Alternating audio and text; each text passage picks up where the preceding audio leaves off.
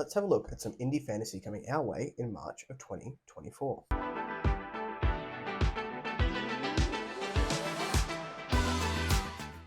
Hello everyone, welcome back to A Fictional Escapist. My name is Kris, and today's video is the indie releases of March 2024. Now, I haven't actually previously looked at this list this time, so let's have a look at which ones that I'm going to go ahead and pre-order or purchase straight after I read them out to you. Now, as always, these lists do not come from me, they come from Rob J. Hayes' blog, which I'll have linked down below. If you are someone who does have a self-published book coming out in the coming months, go ahead and check out that link. You can add your book if you've got a cover, a Goodreads blurb, and I think that's pretty much it, as long as you've got it and it's releasing in whatever month is coming out, and then I will give it a video format later in the month. Now, before we go ahead and jump into that list, make sure you check in the description box down below for links to my social media and Discords, should you want to come along for the ride. Now, jumping into the list with something that's already out and a person that is no stranger to these particular lists is Tao Wong. So on the 1st of March, we had the release of the 4th Stage. This is a 1,000 Li novel by Tao Wong, and it is number 10 in an epic fantasy and progression / cultivation series. This change is the only constant. Now, as always, if we do have series continuations on here, I skim the blurb, and if it sounds a bit spoilery or we're at something like a book 10, we are unfortunately going to have to move on and not read that blurb out. But also on the 1st of March, we had a book called A Drifting Sun. This is the Exiles book number 1 by Ashley Capes, and that is a stunning cover that we have there. This one says, born without a face, Iggy is an outcast in his own village, surrounded by those who both fear his powerful telekinesis as much as they rely upon it for survival.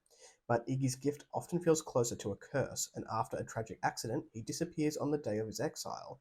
Only his sister May follows, chasing Iggy into the hostile nation of Nasaru, a land that sees them as nothing more than enemies to be captured or killed on sight.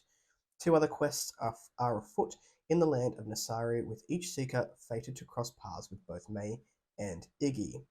Anyo, disdained as the beggar prince, is desperate to win back his honor by unearthing a legendary blade, unaware of dangerous ambition lurking within himself. Or that is a killer, the dangerous ambition lurking within yourself. Veteran Greyshield and King's assassin Rakura is charged with rescuing a royal bastard from slavers. But despite Rakura's considerable skills, his quarry stays one step ahead, as if receiving aid from unknown quarters. Separately at first, each character must overcome their own demons in time to unite and defeat a rapidly spreading darkness, the Moonfather, an ancient god determined to sow the seeds of chaos. That one sounds like a bit of fun. On the 2nd of March, we have Bones of Prophecy. That is a cool name. This is the Elder Blade, book number 1 by Jay Rokusen. I hope I pronounced that correctly. If I didn't, I apologize, but also a very cool name. This is epic fantasy, and it says, forged in hate, chained by fate. Azran possesses 3 gifts that evoke unease in both allies and enemies alike. Sorcery to edge his blade, unsavory virtues, and an ill-favored imaginary friend.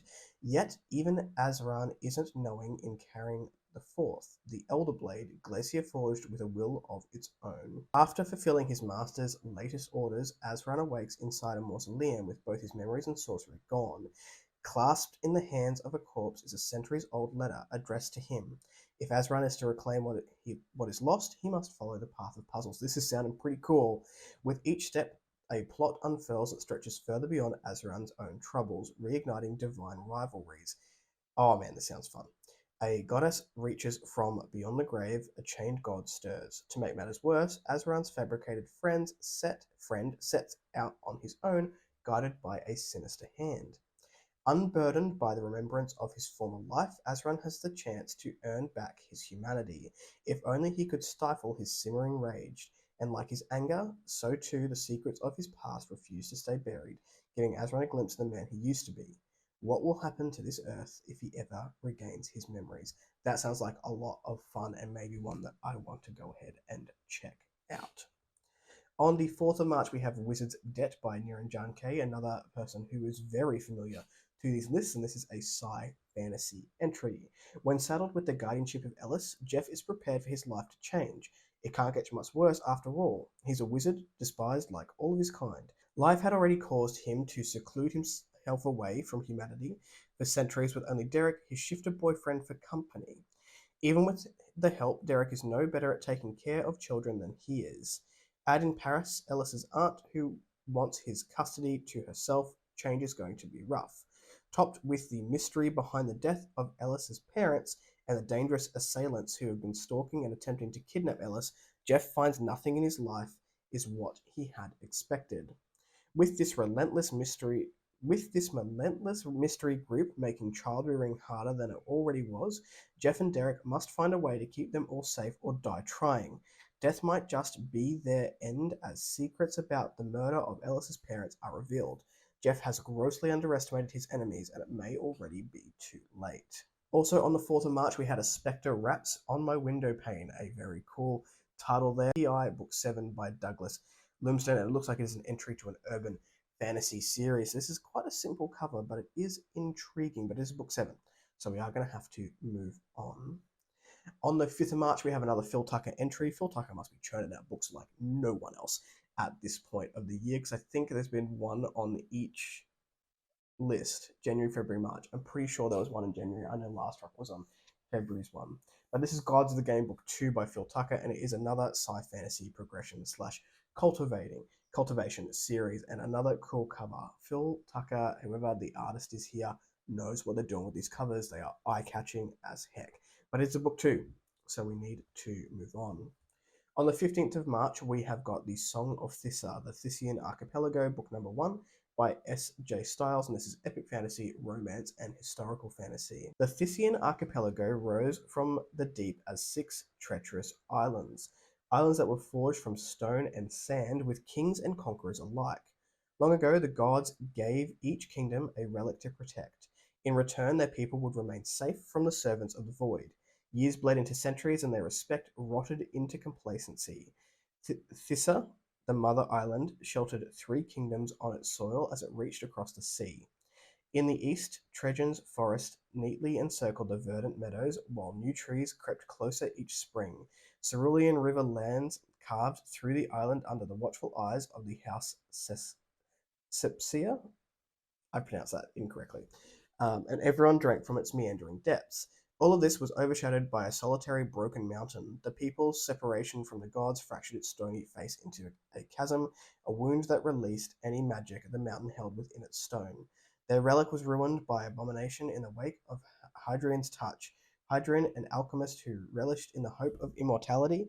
As the kingdoms of Thessia disregarded the duty to the 9, so waned their fear of the void.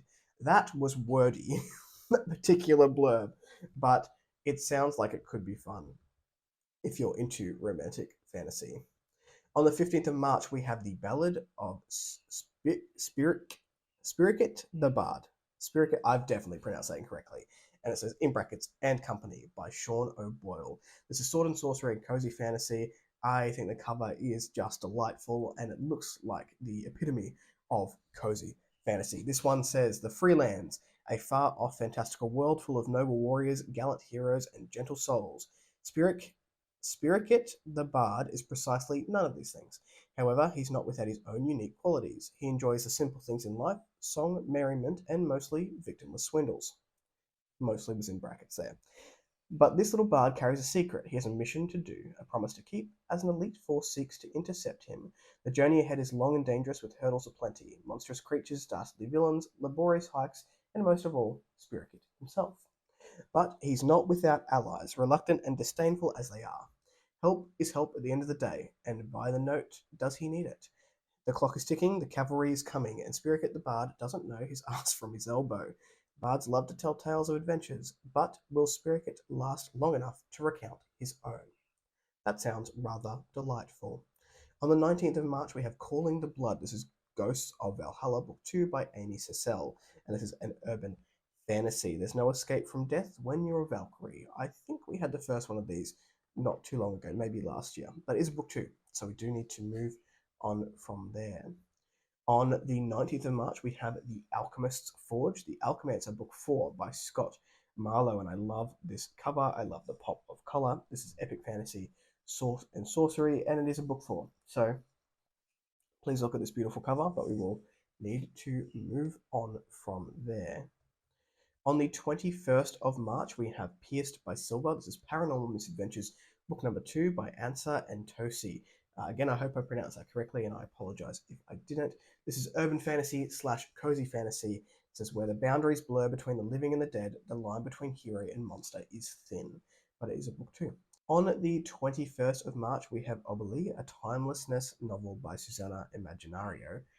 A fantastic pen name. And this is sci fantasy. It says stranded on a sentient moon with nothing but their enhanced intuition and the help of a bygone deity, the survivors of a post-human race set out to investigate the sudden disappearance of their enemies. What they find might plunge the universe into oblivion. Galaxies away after a narrow escape from Niflheim? No idea. The god of the dead and the goddess of writing forge an alliance with a Nephilim? I think it's closer.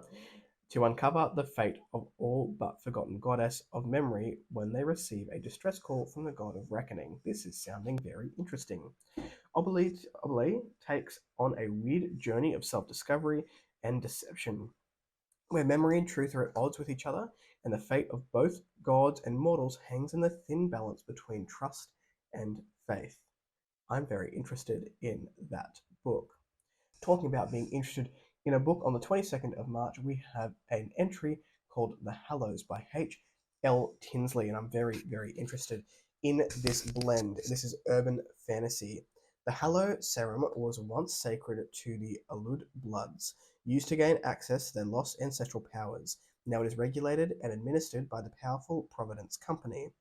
Evolved from the echelons of the Alud Church, the company exists to maintain the balance between faith, science, and politics, but keeping the peace between humans and the Old Bloods, I think I pronounced it wrong originally, isn't easy. Taking Hallow comes at a price. Providence Company assessor Cam must deal with backstreet bootleggers, burnt-out addicts, and floating nuns that won't stay on the ground. I had to do a double take there and see that that did say floating nuns, and it in fact does say floating nuns. When a string of old blood deaths appear to have been caused by a corrupted batch of Hallow, Cam begins to suspect all may not be as it seems. Bodies are piling up, someone is hiding something, and the consequences are becoming monstrous. That one sounds like a lot of fun. We have a new entry by Thomas La Follette.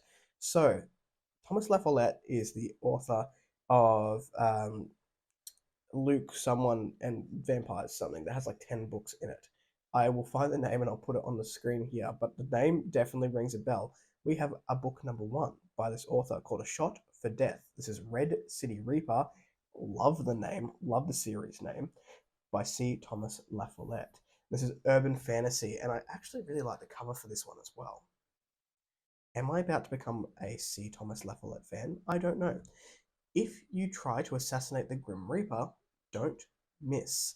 Dax used to be the Grim Reaper until he was banished to Earth to live as a human. Exiled to Redemption City, he's doing his best to keep his head down and run his shabby dive bar. But when an assassin puts a bullet in his chest, his life dies a bloody death. His quiet life dies a bloody death. Red City, as it's called, is corrupt and decaying metropolis. Finding out who wants Dax dead could be a long, twisted road. He'll have to test the boundaries of his suppressed magic if he hopes to survive.